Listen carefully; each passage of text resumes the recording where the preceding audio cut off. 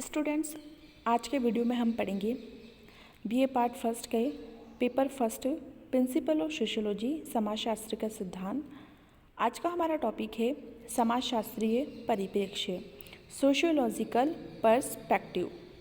समाजशास्त्रीय परिप्रेक्ष्य को समझने से पहले हमें परिप्रेक्ष्य की अवधारणा को समझना होगा।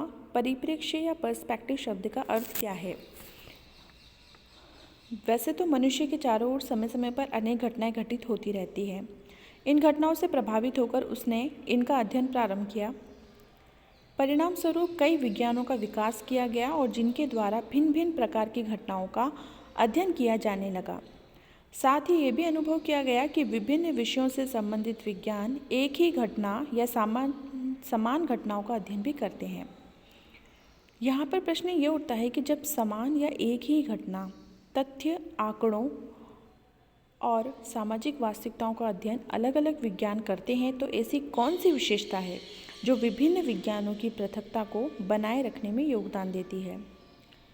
इसका स्पष्ट उत्तर यह है कि प्रत्येक विज्ञान का घटनाओं एवं तथ्यों को समझने का एक अपना नज़रिया होता है, एक दृष्टिकोण होता है, एक संदर्भ परिधि होती है और उसे ही उस विज्ञान का परिप्रेक्ष्य या पर्सपेक्टिव कहा जाता है।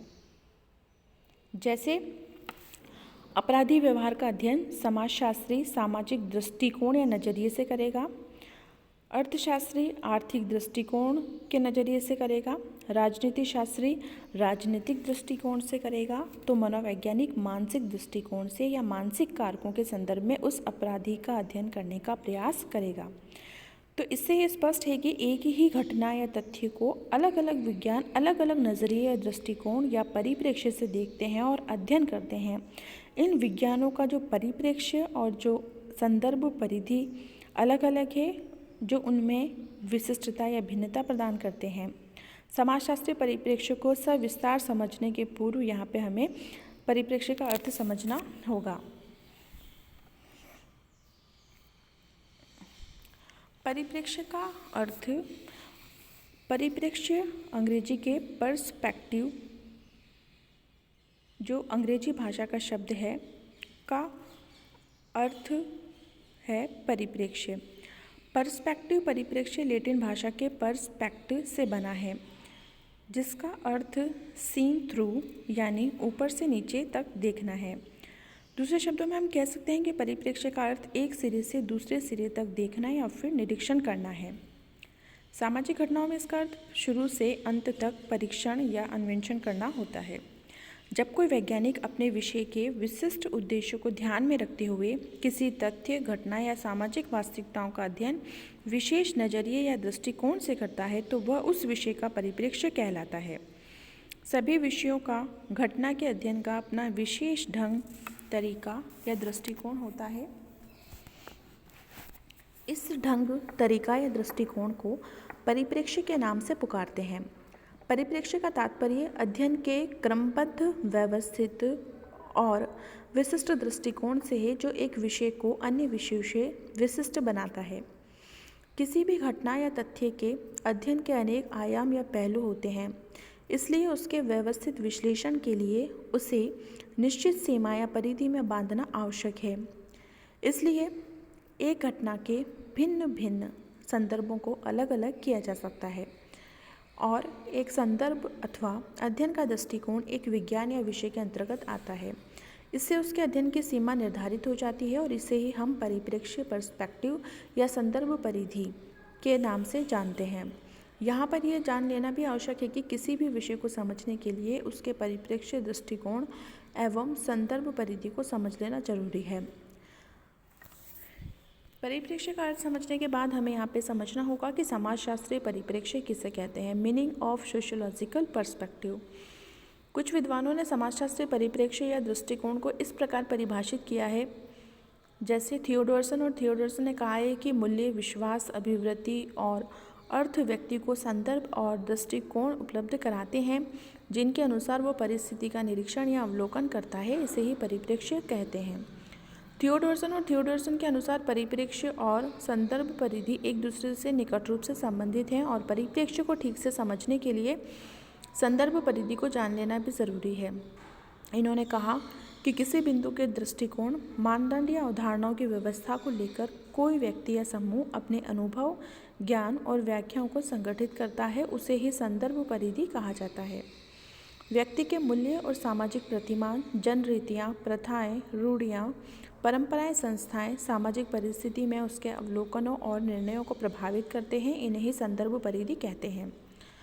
G.L. लुंडबर्ग ने बताया है कि हमारी स्थापित आदतों की व्यवस्था ही संदर्भ परिधि के निर्माण में योगदान देती है। आदतों की व्यवस्थाओं को स्पष्ट करते हुए इन्होंने बताया है कि ये लोक भाषा में होती हैं और इन्हें विश्वास, सिद्धांत या जीवन दर्शन के नाम से पुकारा जाता है। इससे स्पष्ट होता है कि परिप्रेक्ष्य या संदर्भ परिधि मानव के द्वारा अपने अध्ययन के उद्देश्यों, सीमाओं और सुविधाओं को ध्यान में रखते हुए निर्मित किया गया दृष्टिकोण है। चिनॉय का यह मानना है कि किसी भी विषय का परिप्रेक्ष्य उसमें प्रयुक्त होने वाली अवधारणाओं से ज्ञात किया जा सकता है। इनका कहना है कि किसी भी विषय या विज्ञान को समझने के लिए यह जान लेना आवश्यक है कि उसमें किन किन मौलिक अवधारणाओं का प्रयोग किया जाता है। यदि हम इन अवधारणाओं को समझ लेते हैं तो उस विज्ञान की प्रकृति और परिप्रेक्ष्य को जान लेना हमारे लिए आसान हो जाता है। गुडे और हार्ट ने कहा है कि किसी भी घटना, स्थिति या वस्तु का अलग अलग प्रकार से अध्ययन किया जा सकता है। इन्होंने बताया कि किसी भी विषय या विज्ञान की परिभाषा, अध्ययन का क्षेत्र, उसकी प्रकृति, सिद्धांत, अवधारणाएं उसके परिप्रेक्ष्य को तय करती है। प्रत्येक विज्ञान में घटना के सभी पक्षों पर ध्यान केंद्रित नहीं करके केवल एक पक्ष पर ध्यान केंद्रित किया जाता है। सभी वैज्ञानिक अपने अपने विषय के विशिष्ट परिप्रेक्ष्य को ध्यान में रखते हुए किसी एक ही घटना या तथ्य का अध्ययन करते हैं और ज्ञान की वृद्धि में योगदान देते हैं। समाजशास्त्रीय परिप्रेक्ष्य को हम दो प्रमुख भागों में बांट सकते हैं। पहला है समाजशास्त्रीय समाज समूह, सामाजिक अंतःक्रियाओं, सामाजिक संबंधों, सामाजिक व्यवहार, सामाजिक संरचना, सामाजिक व्यवस्था और इनमें होने वाले परिवर्तनों का अध्ययन करते हैं। वे पता लगाने का प्रयास करते हैं कि इन परिवर्तनों से सामाजिक व्यवस्था, सहयोग, एकीकरण, संगठन आदि घटते हैं या बढ़ते हैं, और वे इस दृष्टि से भी अध्ययन करते हैं कि इनसे कहीं अव्यवस्था, विघटन, असंतोष, तनाव, संघर्ष आदि तो नहीं बढ़ रहे हैं। दूसरा है समाजशास्त्री सामाजिक प्रघटनाओं के अलावा अन्य सभी घटनाओं, तथ्यों या वस्तुओं का अध्ययन समाजशास्त्री दृष्टिकोण से करते हैं। वे पता लगाने का प्रयास करते हैं कि ये घटनाएं, तथ्य या वस्तुएं मानव समाज, समूह, सामाजिक व्यवस्था, सामाजिक संगठन और सामाजिक व्यवहार को किस प्रकार से प्रभावित करते हैं। अध्ययन के इस पक्ष पर अनेक समाजशास्त्रियों जैसे कि इलॉय चिनॉय, लुंडबर्ग, गुडे और हार्ट आदि ने जोर दिया था। वैसे हमें यहाँ पे यह समझना बहुत ज़रूरी है कि समाजशास्त्र से घनिष्ठ संबंध रखने वाले सामाजिक विज्ञानों जैसे कि राजनीति विज्ञान, अर्थशास्त्र, हिस्ट्री, साइकोलॉजी, मानवशास्त्र के दृष्टिकोण या परिप्रेक्ष्य को समझने का प्रयास करना है। साथ ही हमें ये भी जानना होगा कि समाजशास्त्रीय परिप्रेक्ष्य किस प्रकार से इन सामाजिक विज्ञानों के परिप्रेक्ष्य से अलग है। जैसे है राजनीति विज्ञान। राजनीति विज्ञान की मुख्य रुचि सत्ता के अध्ययन में होती है, सरकार के अध्ययन में होती है। इस शास्त्र के द्वारा राज्य और राजकीय प्रशासन के अध्ययन पर विशेष जोर दिया जाता है। राजनीति शास्त्र संगठित मानव संबंधों का अध्ययन करता है और ये सामाजिक संबंधों का ही एक अंग है। राजनीति शास्त्री वस्तु और घटना का अध्ययन इस दृष्टिकोण से करता है कि उसका शक्ति संबंधों, सरकार और विभिन्न राजनीतिक दलों पर क्या प्रभाव पड़ेगा। जहाँ राजनीति शास्त्री शक्ति संबंधों और सरकार को अपने अध्ययन के लिए विशेषतः चुनता है, वहाँ समाजशास्त्री राजनीतिक व्यवहार में रुचि लेता है, जैसे वोट देने संबंधी व्यवहार में, विभिन्न राजनीतिक मामलों के बारे में, सामान्य अभिवृत्तियों और मूल्यों में, राजनीतिक आंदोलनों और ऐच्छिक संगठनों की सदस्यता और निर्णय लेने की प्रक्रिया आदि में। समाजशास्त्र में सभी प्रकार के सामाजिक संबंधों का अध्ययन किया जाता है। समाजशास्त्र सरकार सहित विभिन्न संस्थाओं के अंतर संबंधों के अध्ययन पर जोर देता है, जबकि राजनीति शास्त्र सरकार के अंतर्गत चलने वाली प्रक्रिया के अध्ययन से संबंधित है। कई ऐसे विषय हैं जिनका राजनीति शास्त्रियों और समाजशास्त्री दोनों ने अध्ययन किया है, लेकिन उनके परिप्रेक्ष्य में बहुत अधिक भिन्नता है। अर्थशास्त्र में मनुष्य की आर्थिक क्रियाओं और व्यवहारों का अध्ययन किया जाता है। अर्थशास्त्र को वस्तुओं और सेवाओं के उत्पादन और वितरण का अध्ययन करने वाला विज्ञान भी कहते हैं। इस शास्त्र के द्वारा व्यक्ति के धन के उत्पादन और उसके वितरण, उसके द्वारा किया जाने वाला उपभोग से संबंधित व्यवहार का अध्ययन किया जाता है। धन से संबंधित मानवीय क्रियाओं या गतिविधियों को प्रमुखता देने का कारण ये है कि धन आवश्यकताओं और इच्छाओं की पूर्ति का प्रमुख साधन है। अर्थशास्त्री किसी वस्तु का अध्ययन आर्थिक दृष्टिकोण से करेगा और वह पता लगाने की कोशिश करेगा कि वो वस्तु कितने में खरीदी और कितने में बेची गई है और उससे बेचने वाले को क्या लाभ या हानि हुई है। अर्थशास्त्रियों की आर्थिक घटनाओं के संबंध में भविष्यवाणी करने की क्षमता अपूर्ण होती है और इसका कारण ये है कि वे व्यक्तिगत प्रेरणाओं या प्रयोजनों और संस्थात्मक बाधाओं जैसे कारकों को आवश्यक महत्व नहीं दे पाते हैं। समाजशास्त्री अपने विशिष्ट ज्ञान के आधार पर इसका अध्ययन करने में विशेषतर सक्षम हैं। समाजशास्त्री ये भी देखते हैं कि वस्तुओं की मांग, पूर्ति और कीमत पर प्रतिष्ठा, परंपरा और मूल्यों का क्या प्रभाव पड़ता है। उत्पादन और प्रोत्साहन का क्या संबंध है। इतिहास घटनाओं के क्रम को बताता है, भूतकाल की विशिष्ट घटनाओं का वर्णन करता है, उन घटनाओं के कार्य कारण संबंधों की विवेचना करता है। इतिहास उस समय क्रम का पता लगाने का प्रयास करता है जिसमें विभिन्न घटनाएं घटित हुई हों। व्यवहार का समय क्रमानुसार व्यवस्थित अध्ययन ही इतिहास है।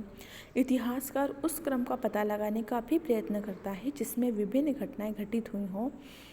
समाजशास्त्री एक ही समय में घटित होने वाली घटनाओं के मध्य पाए जाने वाले संबंध को प्रकट करने में रुचि लेता है।